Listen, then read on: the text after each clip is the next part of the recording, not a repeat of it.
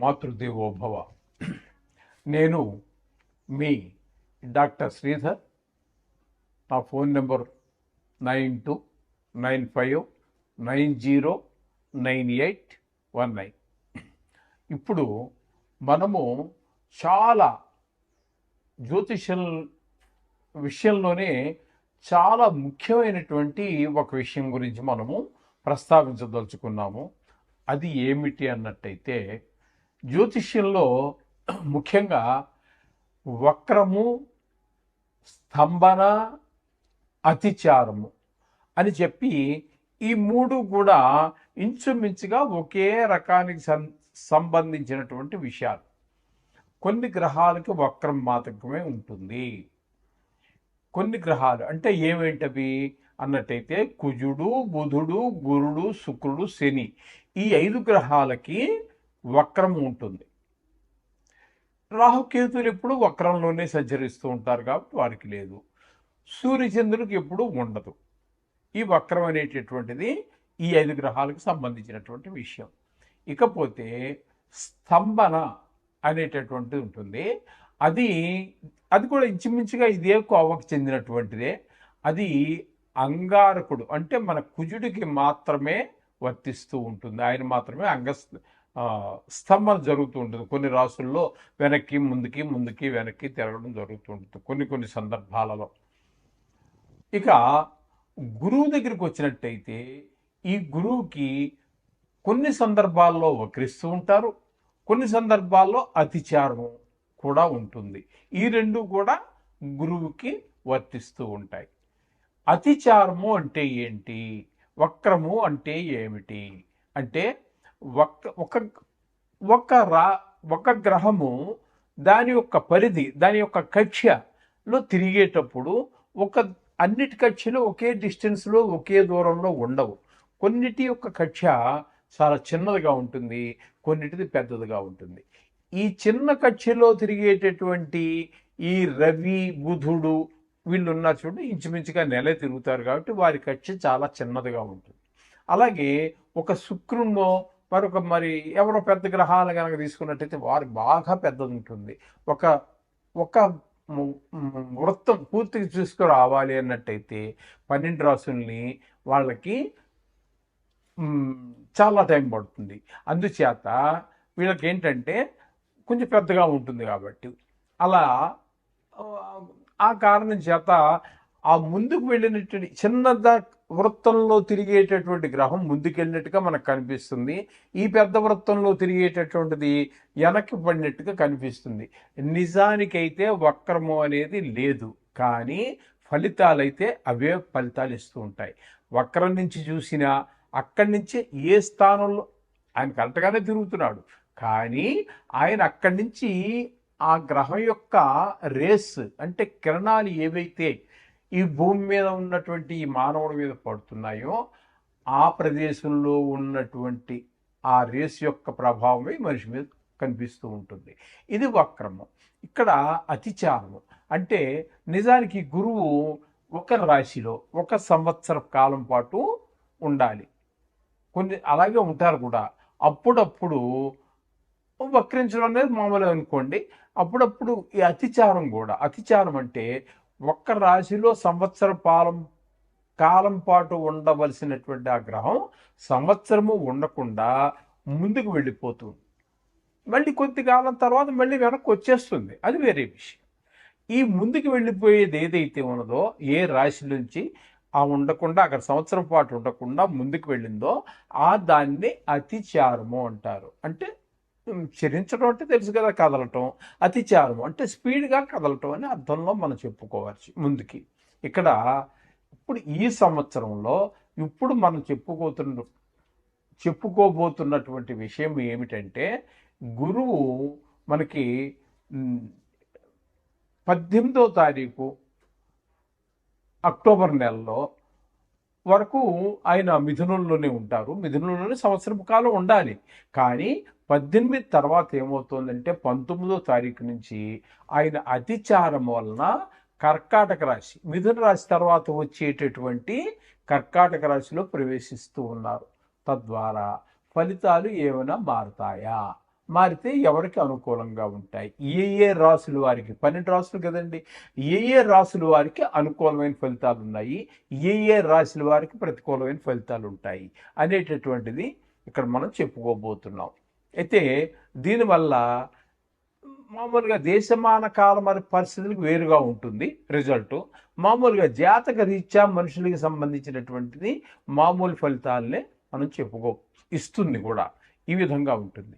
అయితే ఇక్కడ మరొక విశేషం ఏంటంటే, ఈ మధ్యలో ఈ అతిచారంగా ఉన్నటువంటి కాలంలోనే ఆయన మరలా నవంబర్ 12 నుంచి మార్చి 14 వరకు ఆయన వక్రగతిలో కూడా ఉన్నారు. అతిచారమే ఒక విశేషం అనుకుంటే, ఆ అతిచారంలో వక్రగతిలో ఉండటం అనేటటువంటి మరొక విశేషం. ఇటువంటివన్నీ కలిసి ఈ సంవత్సరంలో మనకు వస్తున్నాయి కాబట్టి ఇప్పుడు మనం దాని గురించే చెప్పుకోబోతున్నాం. అయితే ఈ అతిచారం వల్ల మిథున రాశిలోంచి కర్కాటక రాశిలోనికి ఆయన ప్రవేశించడం ద్వారా వచ్చినటువంటి తేడా ఏమీ ఉండదు. కర్కాటక రాశిలో ఏ రాశి వారికైనా సరే, కర్కాటక రాశిలో కనుక గురుడు ఉంటే ఏ ఫలితం, ఇప్పుడు మేషరాశి వారు ఉన్నారు, మేషరాశి వారికి కర్కాటకం 4వ రాశి అవుతోంది కాబట్టి 4వ స్థాన ఫలితాన్ని ఇస్తారు. అలాగే సింహం ఉంది, 5వ సింహం ఉందనుకోండి, వృషభం ఉందనుకోండి, వృషభానికి 3వ రాశిలో కర్కాటకం, అంతే కదండి. అంచేత 3వ రాశి ఫలితాన్ని ఇస్తారు. మిథునానికైతే 2వ స్థానంలో ఉన్నట్టుగా మనం పరిగణలో తీసుకుంటున్నాం. కర్కాటకం మిథున తర్వాత కర్కాటకమే కదండి, అంటే 2వ స్థానంలో ఫలితాన్ని ఇస్తారు. ఇప్పుడు కర్కాటకమే తీసుకున్నాం, కర్కాటకంలోకి వచ్చారు కాబట్టి అది జన్మ రాశిలో గురువు ఉంటే ఏ ఫలితాన్ని ఇస్తారో అది ఇస్తారు. అదే ఇప్పుడు మనం చెప్పుకోబోతున్నటువంటి విశేషం కూడా. అయితే ఈ వక్రంలోకి వచ్చిన తర్వాత ఫలితాలు ఏ విధంగా మారతాయా అని చాలామందికి డౌట్ ఉంది. చాలామంది నా దగ్గర నేర్చుకున్నటువంటి కొంతమంది శిష్యగణం అయితే కానివ్వండి, లేకపోతే వాళ్ళు ఈ వృత్తిలో ఉండొచ్చు, లేకపోవచ్చు, లేకపోతే వారి ఇంటి దగ్గర చదువుకున్నటువంటి ప్రాక్టీస్ చేసేవాళ్ళు కావచ్చు, చాలా చాలా చాలా ఫోన్లు నాకు ఈ వక్రం గురించి, ఈ అతిచారం గురించి, ఈ అతిచారంలోనే వక్రం గురించి చాలామంది ప్రశ్నించడం జరిగింది. అందుచేత నేను అనుకోవటం, అటు ప్రేక్షకులతో పాటుగా ఇటు ఆస్ట్రాలజీ నేర్చుకున్నటువంటి, జ్యోతిష్యం నేర్చుకుంటున్నటువంటి విద్యార్థులు కానివ్వండి, అయితే వేరే ఎవరికో చెప్పాలని కాదు, వాళ్ళకి వాళ్ళు తెలుసుకోవాలని ఉద్దేశం కానివ్వండి, వారికి ఈ సంశయాలు తీరడానికి ఇందులో అవకాశం ఉంది. ఎందుకని అంటే, ఇక్కడ వక్రంలోకి వచ్చినా కూడా అతిచారంలో ఉంటే ఏ ఫలితాన్ని ఇస్తున్నారో వక్రంలో కూడా అదే ఫలితాన్ని ఇస్తాడు గురువు. ఎందుకని అన్నట్టయితే, వక్ర మార్గంలో సంచరించేటప్పుడు గురువుకు మిగతావన్నీ కూడా వెనక స్థాన ఫలితాన్ని సూచిస్తూ ఉంటాయి. ఇది మిగతా గ్రహాలన్నీ, కుజుడు కానివ్వండి, బుధుడు కానివ్వండి, శుక్రుడు కానివ్వండి, శని కానీ, ఇవన్నీ వెనక రాశి యొక్క ఫలితాన్ని సూచించడం జరుగుతూ ఉంటుంది. ఇక్కడ గురువుకి మాత్రం ఒక ప్రత్యేకత ఉన్నదండి. అది ఏమిటి అన్నట్టయితే, వక్రించి ఏ రాశిలో ఉన్నా కూడా ఆ రాశి ఫలితాన్నే ఇస్తాడు.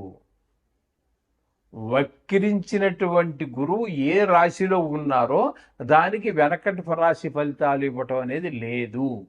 ఏ రాశిలో ఉన్నారో అదే ఫలితాలు ఇస్తూ ఉన్నారు. అలాగే అతిచారం వల్ల అదే ఫలితాలు ఇస్తూ ఉన్నారు, వక్రగతిలో కూడా అదే ఫలితాలు ఇస్తున్నారు.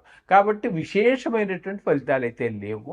కానీ ఇక్కడ మనం చెప్పుకోవలసినటువంటిది ఏంటంటే, ఈ గురు సంచారం వల్ల, అంటే అతిచారం వల్ల ఏ గ్రహాలకి ఏ విధమైనటువంటి ఫలితాలు ఇవ్వబోతున్నారు అనేటటువంటిది సశాస్త్రీయమైన పద్ధతిలో, ఇందులో నా కవిత్వం కానీ నా సొంత అభిప్రాయాలు కానీ ఏమీ చొప్పించడం జరగదండి. శాస్త్రం ఎంతవరకు చెప్పిందో అంతవరకు మాత్రమే మీకు నేను చెప్పడం జరుగుతుంది. ఇంకా దాటి ఒక్క మాట కూడా ఎప్పుడు చెప్పలేదండి, చెప్పను కూడా ఇన్ ఫ్యూచర్లో కూడా. శాస్త్రాన్ని అందించాలనే ఉద్దేశమే నా యొక్క ఉద్దేశం. కాబట్టి ఇప్పుడు కొంచెం జాగ్రత్తగా మీరు ఈ రాశుల మీద గురువు యొక్క సంచారం అతిచారం మీద మీకు ఉన్నటువంటి ఆకాంక్ష తెలుసుకోవాలనేటువంటి ఆకాంక్ష ఏదైతే ఉందో ఇప్పుడు దాని గురించి జాగ్రత్తగా విన్నట్టయితే మీకు మంచి ఫలితాలన్నీ విషయం తెలుస్తుంది.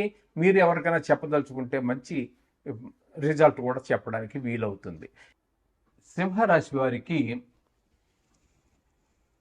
19వ తారీఖు 10వ నెల 2025 సంవత్సరం నుంచి 4వ తారీఖు 12వ నెల 2025 వరకు, అంటే ఇది మొత్తం 49 రోజులు అవుతుంది. ఈ 49 రోజులు మిథునం నుంచి అతిచారం వల్ల ఆయన కర్కాటకంలో ప్రవేశించారు. ఇప్పుడు మనం చెప్పుకుంటున్నటువంటిది సింహం గురించి చెప్పుకుంటున్నాం కాబట్టి సింహరాశి గురించి. సింహరాశికి వ్యయస్థానం అవుతుంది. వ్యయస్థానంలో గురువు ఉంటే ఏ విధమైన ఫలితాలు వస్తాయి అనేది మనం తెలుసుకునే ప్రయత్నం చేద్దాము. సశాస్త్రీయ పద్ధతిలో తెలుసుకునే ప్రయత్నమే చేద్దాము.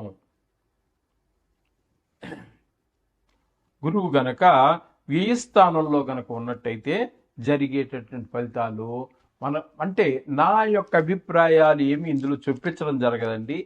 ఖచ్చితంగా అక్కడ మనకి శాస్త్రం ఏం చెప్పిందో అదే మనం చెప్పుకునేటువంటి ప్రయత్నం చేద్దాం. శుభమూలో వ్యయస్యైవ ప్రాణి విక్రయ దూషణం స్థానభ్రష్టంచ దారిద్ర్యం ద్వాదశ స్థానగే గురౌ అని చెప్పి మనకు శాస్త్రం చెబుతోంది.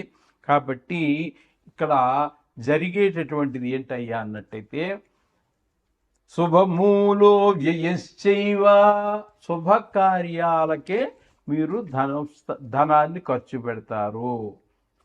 ఎవరు? గురువు గనక ఏ స్థానంలో ఉన్నారు కాబట్టి అంచేత మంచి పనులకే మీరు శుభకార్యాలకే ధనాన్ని వ్యయం చేస్తారు. పశు నష్టం జరిగేటటువంటి అవకాశం ఉంది. అలాగే స్థాన చలనం మార్పు రావచ్చు, ట్రాన్స్ఫర్ కావచ్చు, లేకపోతే ఇప్పుడేదో ఇంట్లో ఉన్నారు, ఆ ఇల్లు ఖాళీ చేయవలసి వచ్చింది, అప్పుడు మరొక ఇంట్లోకి మీరు మారుతారు. అంచేత అది కూడా మన స్థాన చలనంగా చెప్పుకోవచ్చు. అలాగే ఉద్యోగంలో ట్రాన్స్ఫర్ రావడం, లేదా ప్రమోషన్ వచ్చి మరో దగ్గరికి వెళ్ళటం, ఇవన్నీ కూడా స్థాన చలనం కిందకే వస్తాయి. అది కూడా కావచ్చు. అలాగే తరచూ ప్రయాణాలు చేయరావచ్చు. అలాగే ధన వ్యయం ఎక్కువ అవడం కారణంగా డబ్బులకి ఇబ్బంది పడవలసిన పరిస్థితి కూడా రావచ్చు అని చెప్పేసి మనకి శాస్త్రం చెప్తున్నటువంటి విషయం. విన్నారు కదండి. అందుచేత ప్రతి గురువారం ఈ 49 రోజుల్లో వచ్చేటటువంటి ప్రతి గురువారము వీలైతే నవగ్రహాలు ఉన్నటువంటి దగ్గరికి వెళ్ళండి, లేదా ఇంటి దగ్గరే కూర్చుని గురువుకు సంబంధించినటువంటి దాన్ని మీరు మంత్రమైతే శ్లోకమైతే శ్లోకము, మంత్రమైతే మంత్రము, బీజాక్షరం అయితే బీజాక్షరము, గాయత్రి అయితే గాయత్రి, ఏదైనా సరే మీరు దీన్ని 16 సార్లు చదువుకోండి. ఇంటి దగ్గర చదువుకోండి. ఇది 49 రోజులు అయిపోయిన తర్వాత ఒక సేరుం పావు శనగలు తీసుకొని ఒక బ్రాహ్మణుడికి దానం ఇచ్చేసేయండి. ఆ సంకల్పం చెప్పించుకొని అతిచార గురు గ్రహ అతిచారేణ సంభవిత సమస్త దోష పరిహారార్థం శనక ధాన్యదానం తువ్యమహం సంప్రతతే నమ్మమ్మ అని చెప్పి సంకల్పం. మీకు ఏదైనా డౌట్ వస్తే నన్ను అడగండి. నేను ఒకసారి మన యూట్యూబ్లోనో లేకపోతే మరి ఎక్కడి దగ్గర పెట్టేసి మీ అందరికీ ఒకవేళ డౌట్ ఉంటే, అది కొందరుగానే తెలిసే ఉంటుంది, తెలియని వాళ్ళు ఎవరు ఉండరు. ఒకవేళ ఎవరికైనా అనుమానం ఉంటే అడగండి, నేను తప్పకుండా చెప్తాను. మనం యూట్యూబ్లో కూడా మనం పెట్టుకుందాం, వాట్సాప్లో కూడా లేదా పంపిస్తాం. ఏదో మొత్తం మీద మీకు ఆ సమాచారాన్ని అందజేస్తాం. ఆ విధంగా చేయండి. తప్పకుండా మీకు శుభాలన్నీ జరిగేటట్టుగా మనం ప్రయత్నం చేద్దాం. మనంతా మీరు ప్రయత్నం చేయండి. శుభం భూయాత్.